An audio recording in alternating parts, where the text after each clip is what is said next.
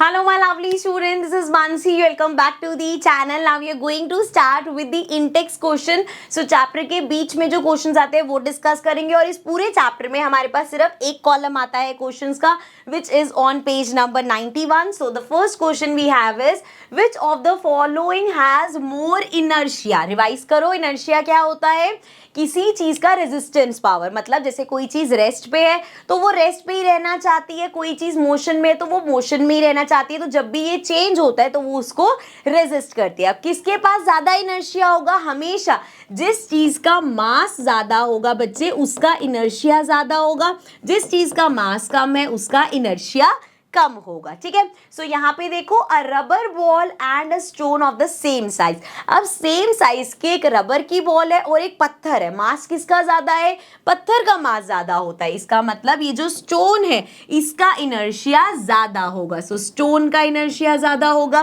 Next है a bicycle and a train, एक cycle और ट्रेन। अब कंपेयर कर लो भाई, किसका मास ज्यादा है? ट्रेन का मास ज्यादा होगा, सो देयरफॉर हमारी जो ट्रेन है उसका इनर्शिया ज्यादा होगा। And last a 5 rupee coin and a 1 rupee coin. अब अगर मैं सच बताऊं ना, इस टाइम की हम करेंसी की बात करें तो 1 का सिक्का 5 का सिक्का भी पतला सा ही कर दिया, बट पहले के टाइम में 5 का जो कॉइन होता है बड़ा थिक सा होता था और 1 का सिक्का बड़ा पतला सा होता था, तो मास जो है वो 5 रुपी के, अरे भाई 5 रुपी के कॉइन का ज्यादा होता था, इसलिए आंसर है 5 rupee coin.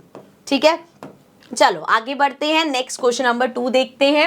In the following example try to identify the number of times the velocity of the ball changes. तो यहाँ पे हमें पढ़ के बताना है कि जो बॉल की वेलोसिटी है वो कितनी बार चेंज हुई। Also identify the agent supplying the force in each case, और हर केस में किसकी वजह से चेंज हुई। सो सबसे पहले स्टार्ट होता है a football player kicks a football to another player. अब देखो फुटबॉल जो थी वो रेस्ट पे थी, उसकी वेलोसिटी, इनिशियल वेलोसिटी क्या 0 थी। अब जैसे ही फर्स्ट प्लेयर ने उसको हिट किया, फोर्स अप्लाई किया, हिट किया, उसकी वेलोसिटी चेंज हुई। तो पहला फर्स्ट चेंज आया किसकी वजह से? फर्स्ट प्लेयर की वजह से। ठीक है, तो पहली बार वेलोसिटी चेंज हुई 0 से, जो भी उसकी वेलोसिटी हुई होगी, to another player of his team who kicks the football towards the goal. अब सेकंड प्लेयर आया, सेकंड प्लेयर के पास जैसे ही बॉल आई उसने क्या किया? हिट किया बॉल को दोबारा गोल की तरफ, तो क्या हुआ?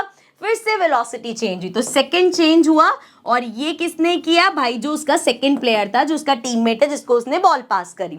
देन आगे the goalkeeper of the opposite team collects the football. अब जैसे ही बॉल आई उसने कलेक्ट कर ली मतलब रोक दी बॉल, तो क्या हुआ? जैसे ही बॉल स्टॉप हुई फिर से उसकी वेलोसिटी 0 हो गई। सो यहाँ पे जो गोलकीपर है उसने क्या किया? वेलोसिटी चेंज कर दी। सो थर्ड चेंज आया हमारे पास, और वो चेंज कौन लेके आया? गोलकीपर, क्योंकि उसने बॉल की वेलोसिटी 0 कर दी, रोक ही दी बॉल। आगे क्या किया? द गोलकीपर, अच्छा ये तो पढ़ लिया हमने, collects the football and kicks it towards a player of his own team. अब गोलकीपर ने क्या किया? बॉल को रोका हुआ था, रेस्ट पे आ गई बॉल, फिर से उसको हिट किया। सो फोर्थ चेंज आया, और ये फोर्थ चेंज किसकी वजह से आया? किसने हिट किया?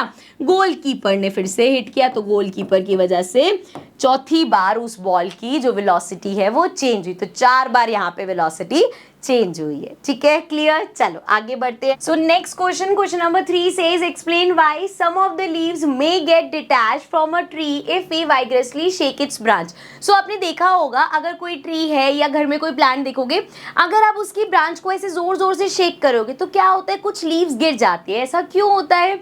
अगेन इनर्शिया की वजह से। देखो जब तक ट्री को कोई छेड़ नहीं रहा था, कोई हिला नहीं रहा था, क्या था? लीव्स जो थी वो कौन सी पोजीशन में थी? रेस्ट की पोजीशन पे। अब जब एकदम से शेक हुआ ब्रांच तो क्या हुआ? वो रेस्ट से मोशन में आ गई, लेकिन इनर्शिया की वजह से वो अपनी रेस्ट वाली पोजीशन को मेंटेन करने की कोशिश करेंगे, एंड इसीलिए वो जो मोशन हुआ एंड ब्रांच अलग हो गई और लीव अपनी पोजीशन मेंटेन करने के चक्कर में टूट के गिर गई। So when the tree's branch is shaken vigorously the branch attains motion but the leaves stay at rest due to inertia of rest the leaves tend to remain in its position and hence detaches from the tree to and fall down. ठीक है, समझ में आया बच्चे? चलो next question देखते हैं, I think last question है ये। So why do you fall in the forward direction when a moving bus brakes to stop and falls backward when it accelerates from rest? Same वही inertia वाला ही हमने जब notes discuss करे थे तब भी एग्जांपल लिया था। देखो आप आराम से बैठे हो, अभी आप क्या हो, रेस्ट की पोजीशन पे हो। एकदम से जब व्हीकल चलती है आप क्या कोशिश करोगे, अपनी रेस्ट की पोजीशन मेंटेन करने के लिए, लेकिन मोशन की वजह से आगे गए तो इसलिए हम ऐसे, हमें पीछे को झटका लगता है क्योंकि हम अपनी रेस्ट की पोजीशन मेंटेन कर रहे हैं। इसी तरीके से आप आराम से बैठे हो, गाड़ी चल रही है, आपकी बॉडी भी मोशन में है, सडनली जब व्हीकल स्टॉप हुई, जब ब्रेक अप्लाई हुआ, आप अभी भी आगे मोशन में जाना चाह रहे हो, लेकिन क्योंकि व्हीकल स्टॉप हो गई आपको अपनी क्या बोलते हैं, रेस्ट की पोजीशन में आना पड़ा, मोशन की पोजीशन को छोड़ना पड़ा। सो अगेन इनर्शिया की वजह से आप आगे को जाते हो, लेकिन एक्चुअल में रुकना पड़ेगा, इसलिए वो आगे का झटका लगता है, क्योंकि आप मोशन में रहना चाहते हो बट आपको व्हीकल की वजह से रेस्ट में आना पड़ेगा। ठीक है, सो दैट इज व्हाई। अब देखो इसको फ्रेम कैसे करेंगे। When a moving bus brakes to a stop, when the bus, अच्छा पहले ये स्टॉप वाला एग्जांपल फिर ये आगे। सो when the bus is moving, our body is also in motion, but due to sudden break the lower part of our body comes to rest as soon as the bus stop, but the upper part of our body continues to be in motion। तो हमारी ऊपर वाली part जो मैंने समझाया वो तो motion में, अपने क्योंकि पैर तो व्हीकल के साथ लगे हुए हैं, वो तो एकदम से रेस्ट में आ गए, लेकिन ऊपर वाली बॉडी अभी भी अपने आप को मोशन में मेंटेन करने की कोशिश कर रही है, and hence we fall forward in forward direction due to inertia of motion। And then बात करें when the bus accelerates from rest, we fall backward। So when the bus is stationary, our body is at rest, but when the bus accelerates, जैसे ही वो चली, the lower part of our body being in contact with the floor of the bus comes in motion, but the upper part of the body remains in rest due to inertia of rest, hence we fall backward direction. ठीक है, समझ में आ गया बच्चे?